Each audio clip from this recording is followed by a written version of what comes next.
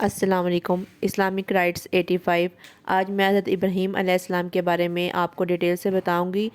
جیسا کہ سلسلہ میں نے شروع کیا ہوا ہے کہ حضرت آدم علیہ السلام سے لے کر حضرت آدم علیہ السلام سے لے کر حضرت محمد صلی اللہ علیہ وآلہ وسلم تک تمام انبیاء کرام کے قصے میں آپ تک پہنچاؤں گی کہ کیسے وہ اس دنیا میں تشریف لائے اور کیسے ان لوگوں نے دین کے راستے پہ چلنے کی لوگوں کو ہدایت دی۔ تو ان سب کے بارے میں آپ کو ڈیٹیل سے بتاؤں گی۔ پہلے میں آپ کو 3 انبیاء کے بارے میں بتا چکی ہوں۔ آج ہمارا ٹاپک ہے حضرت ابراہیم علیہ السلام۔ تو حضرت ابراہیم علیہ السلام کا ذکر قرآن شریف میں 86 جگہ پر آیا ہے۔ 86 یعنی کہ 86 جگہ پر آیا ہے، اور اس کے نام کی ایک صورت بھی ہمارے قرآن شریف میں موجود ہے۔ حضرت ابراہیم علیہ السلام ایک بہت ہی بڑے نبی گزرے ہیں۔ دنیا میں جب بت پرستی کا زور ہو گیا تھا، لوگ خود سے بتوں کو بناتے تھے اور خود ان کی پوجا کرتے تھے، تو اس ٹائم حضرت ابراہیم علیہ السلام نے اپنی تبلیغ کا آغاز کیا تھا۔ حضرت ابراہیم علیہ السلام کے والد بھی خود بت بناتے تھے اور بتوں کو خدا سمجھتے تھے۔ حضرت ابراہیم علیہ السلام بھی ابھی بچے ہی تھے، دیکھتے تھے کہ میرے والد دوسروں کی طرح لوگ خود مٹی کے بت بناتے ہیں اور پھر خود ان کو خدا سمجھتے ہیں۔ وہ حیران ہوتے تھے کہ کس طرح لوگ بیوقوف ہیں، یعنی کہ ہم اپنے ہاتھوں سے چیزیں تشکیل دے کے ان کو خدا مان لیتے ہیں، یہ کیسے ممکن ہے؟ خدا تو رب کی ذات اوپر ہے جو 7 آسمانوں کی مالک ہے۔ حضرت ابراہیم علیہ السلام کا بتوں کو توڑنے کے بارے میں بتاتے ہیں کہ حضرت ابراہیم علیہ السلام ان لوگوں کو سے کہتے تھے کہ تم لوگ کیوں ان بتوں کو پوجتے ہو؟ یہ تمہیں کوئی نفع نہیں دے سکتے، کیونکہ یہ تمہارے خود کے ہاتھ کے بنائے ہوئے ہیں، نہ تمہیں کوئی نقصان دے سکتے ہیں۔ تو تم سب وہ کر رہے ہیں جو تمہارے باپ دادا نے کیا، تم لوگ سب لوگ غلط کر رہے ہو۔ ایک روز ان لوگوں کا شہر سے باہر کوئی میلہ ہوا، یہ سب لوگ اس میلے میں شریک ہونے چلے گئے۔ حضرت ابراہیم علیہ السلام اس میلے میں نہیں گئے، ان کے پیچھے حضرت ابراہیم علیہ السلام ملک کے بہت بڑے بت خانے میں چلے گئے۔ وہاں جا کے سب بتوں کو توڑ ڈالا سوائے ایک کے، سب سے بڑے بت کے، اور کڑھاڑی جس سب بتوں کو توڑا تھا وہ اس بڑے بت کے کاندھے پر انہیں رکھ دی، جس سے معلوم ہوتا ہے یہ سب اسی نے توڑے ہیں۔ لوگ جب واپس آئے، انہوں نے بتوں کی یہ تربت دیکھی، یعنی کہ بتوں کا یہ حال دیکھا، تو کسی کا نہ سر ہے نہ کسی کا پیر ہے، تو بہت غصہ ہوا کہ یہ حرکت کس نے کی ہے۔ تو سب کو شک حضرت ابراہیم علیہ السلام پہ ہی ہوا تھا، کیونکہ وہی ان سب کو منع کرتے کہ بتوں کی پوجا نہ کیا کرو، اور وہ میلے میں بھی نہیں لے گئے۔ آخر ان کو بلا کے پوچھا یہ بت کس نے توڑے ہیں؟ تو حضرت ابراہیم علیہ السلام نے جواب دیا، مجھ سے پوچھنے کی بجائے اپنے خداؤں سے کیوں نہیں پوچھتے؟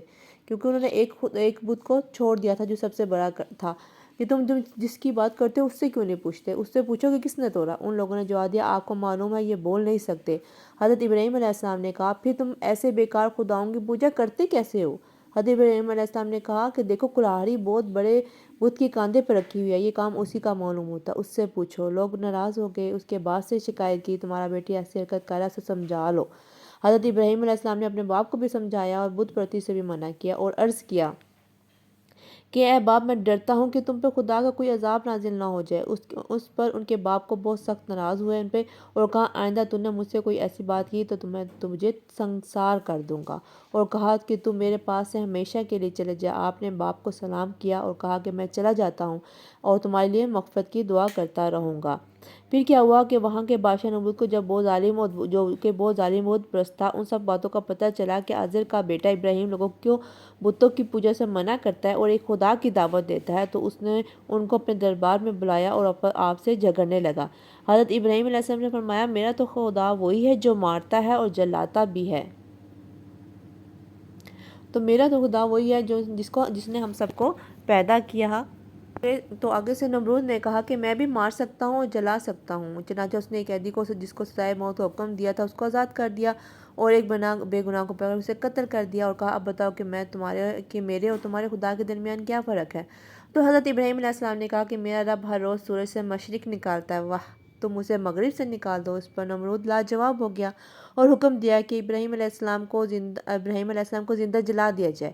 چنانچہ بہت سی لکڑیاں کٹھی گئی، ان میں آگ لگائی گئی، اور جب آگ بہت بھڑک اٹھی اور اس کے شعلے آسمان کی خبر لانے لگے، تو حضرت ابراہیم علیہ السلام کو اس میں پھینک دیا گیا، مگر وہ آگ خدا کے حکم سے بالکل ٹھنڈی ہوگی اور آپ کو آگ سے کوئی تکلیف نہیں پہنچی۔ اس طرح جو لوگ اللہ تعالیٰ کے کہنے پہ چلتے ہیں نا، اللہ پاک ان کو ہر تکلیف سے بچا لیتے ہیں، ان کے لیے آسانیاں ہی آسانیاں ہوتی ہیں۔ جو لوگ اللہ تعالیٰ کا کہنا نہیں مانتے، ان کے لیے اس دنیا میں مشکل ہی مشکل ہوتی ہے، اور مرنے کے بعد تو ہمیشہ جہنم میں ہی وہ رہیں گے۔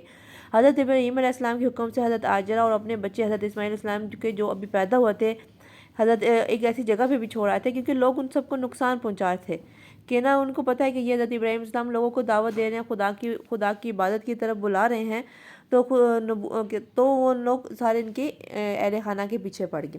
تو ان میں سے جو حضرت ابراہیم علیہ السلام کے حکم سے حضرت ابراہیم علیہ السلام اللہ تعالیٰ نے ان کو حکم دیا کہ اپنے اولاد کو نا اس جگہ پہ چھوڑا۔ تو حضرت ابراہیم علیہ السلام کے حکم سے حضرت ہاجرہ اور اپنے بچے حضرت اسماعیل علیہ السلام کو جو ابھی پیدا ہوئے تھے ایک ایسی جگہ چھوڑا جہاں دور دور تک کوئی آبادی نہیں تھی۔ حضرت ابراہیم علیہ السلام اپنے بچے کو اور اپنی بیوی کو ایسی جگہ چھوڑا جہاں دور دور تک آبادی نہ تھی، نہ پانی تھا، نہ کوئی درخت تھا۔ حضرت ہاجرہ علیہ السلام نے حضرت اسماعیل علیہ السلام کو ایک پتھر کے سائے میں لٹایا اور خود پانی کی تلاش میں ادھر ادھر دوڑی، لیکن پانی نہ ملا۔ خدا کی قدرت سے جب حضرت اسماعیل علیہ السلام ایڑیاں رگڑ رہے تھے تو وہاں پانی کا چشمہ پھوٹ نکلا جو آج تک زمزم کے نام سے مشہور ہے۔ اور حضرت ہاجرہ علیہ السلام جہاں دوڑتی تھیں اسے سروا مروا کہتے ہیں، جہاں جا کر حاجی اسی طرح دوڑ لگاتے ہیں، یعنی کبھی وہ اس طرف جاتی تھی، کبھی اس طرف جاتی تھی کہ میرے بچے کو پیاس لگی ہے۔ ایک ماں تھی، ان کو بچے کے لیے پانی چاہیے تھا، لیکن وہاں پہ جہاں حضرت ابراہیم علیہ السلام انہیں چھوڑ کے آئے تھے انہیں وہاں سے پانی نہیں ملا تو وہ کیا کرتی؟ تو کبھی ادھر دوڑ لگاتی ہیں، کبھی ادھر دوڑ لگاتی ہیں۔ وہ بچہ ایڑیاں رگڑتا، اس کو پیاس لگی تھی، وہ رو کے ایڑیاں رگڑتا۔ اسی حالت میں جب ایڑیاں رگڑ رگڑ رگڑ سے وہاں سے آب زمزم کا پانی کا چشمہ ابل پڑا، وہ چشمہ جو آب حیات ہے ہمارے لیے ساری بیماریوں کی، کہتے ہیں کہ اس میں بیماریوں کا علاج ہوتا ہے۔ اللہ پاک کے نزدیک وہ اتنا برکت والا پانی ہے۔ اسی طرح حضرت ابراہیم علیہ السلام پھر کچھ حضرت ابراہیم علیہ السلام اپنے بچوں کو وہاں چھوڑا ہے تو اس طرح یہ سب کچھ ہمارے ارکان میں شامل ہوگا، یعنی کہ حج کے ارکان میں بھی شامل ہوگا کہ صفا مروہ کی صحیح کرنی ہے جہاں حاجی دوڑ لگاتے ہیں۔ اسی طرح حضرت اسماعیل علیہ السلام کچھ بولے ہوئے تو اللہ تعالیٰ نے حضرت ابراہیم علیہ السلام کو اللہ کی طرف سے حکم آیا کہ اپنے بیٹے کو اللہ تعالیٰ کی راہ میں قربان کر دو۔ چنانچہ حضرت اسماعیل علیہ السلام کو جب یہ بات بتائی اس کے والد صاحب نے، یعنی کہ حضرت ابراہیم علیہ السلام نے، تو انہوں نے کہا ابا جان، اللہ تعالیٰ آپ کو جو حکم دے رہے ہیں نا اس کو ضرور پورا کیجیے، آپ انشاءاللہ مجھے ثابت قدم پائیں گے۔ چنانچہ اسی طرح حضرت ابراہیم علیہ السلام اپنے بیٹے اسماعیل علیہ السلام کو ذبح کرنے کے لیے لے کے چلے گئے اور جنگل میں جا کر ان کو لٹایا اور اپنی آنکھوں پہ پٹی باندھی کہ کہیں بیٹے کی محبت اللہ کے حکم پورا کرنے سے نہ روکے، اور گلے پہ چھری چلا دی۔ اسی وقت آواز آئی کہ اے ابراہیم، تو نے ہمارے حکم کو سچ کر دکھایا۔ اور جب حضرت ابراہیم علیہ السلام نے آنکھوں سے پٹی کھولی تو حضرت اسماعیل علیہ السلام کے بجائے ایک زمبا ذبح کیا ہوا پڑا تھا۔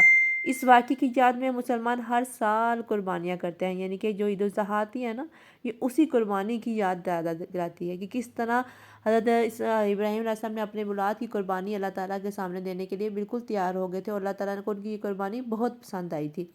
حضرت ابراہیم علیہ السلام اور حضرت اسماعیل علیہ السلام کی زندگی سے ہم کو بہت سبق ملتے ہیں۔ حضرت ابراہیم علیہ السلام نے ہم کو سکھایا کہ اللہ کی رضا کے لیے ماں باپ کو چھوڑا جا سکتا ہے، لیکن اور اپنے ملک اور برادری کو خیر بات بھی کہا جا سکتا ہے، اپنے بچے اور بیوی کو جنگل میں بھی بے سر سامان چھوڑ کر ان سے کمر کی جا سکتی ہے۔ اگر اللہ تعالیٰ کسی مسلمان کا امتحان لیتے ہیں اور اس میں وہ کامیاب ہو جاتا ہے تو اللہ تعالیٰ اس کو پھر اور بھی بہت ساری نعمتوں سے نوازتے ہیں۔ اسی طرح خانہ کعبہ کی تکمیل میں بھی حضرت اسماعیل علیہ السلام اور حضرت ابراہیم علیہ السلام نے مل کر ساتھ دیا، یعنی کہ دونوں باپ بیٹے نے مل کے خانہ کعبہ کو دوبارہ تعمیر کرنا شروع کیا تھا۔ اور جب حضرت ابراہیم علیہ السلام نے اللہ تعالیٰ سے دعا کی کہ اے میرے رب، اس شہر کو لوگوں کے لیے امن کی جگہ بنا دے، مجھے اور میری اولاد کو بتوں کی پوجا سے بچائے رکھنا، اور اے ہمارے رب، میں نے اپنی اولاد کو میدان میں جہاں کھیتی نہیں تھی تیری عزت والے گھر کی خاطر آباد کیا ہے، تاکہ اے میرے رب یہ نماز پڑھنے لوگوں کے دلوں کو ایسا کر دے کہ ان کی طرف جھکے رہیں اور ان کو میوے دے تاکہ تیرا شکر ادا کرے۔ اے پروردگار، جو بات ہم چھپاتے ہیں اور ظاہر کرتے ہیں تو ان سب کو جانتا ہے،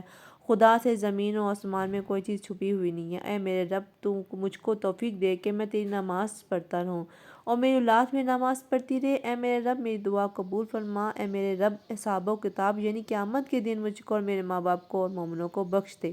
یہ وہی خانہ کعبہ ہے جہاں ساری دنیا سے لاکھوں مسلمان ہر سال حج کرنے آتے ہیں، اور جس کی طرف منہ کر کے ہم سب 5 وقت کی نماز ادا کرتے ہیں۔ یہ سب چیزیں یعنی کہ خانہ کعبہ میں جب ہم حج کرنے جاتے ہیں، جب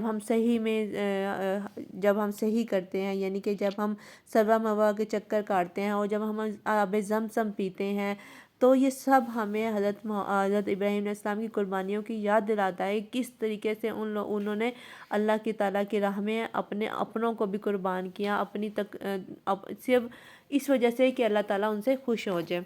انہوں نے اپنے والدین کو بھی بہت زیادہ تبلیغ بھی کی کہ آپ بتوں کی پوجا چھوڑ دیں، لیکن ان کے والدین نہیں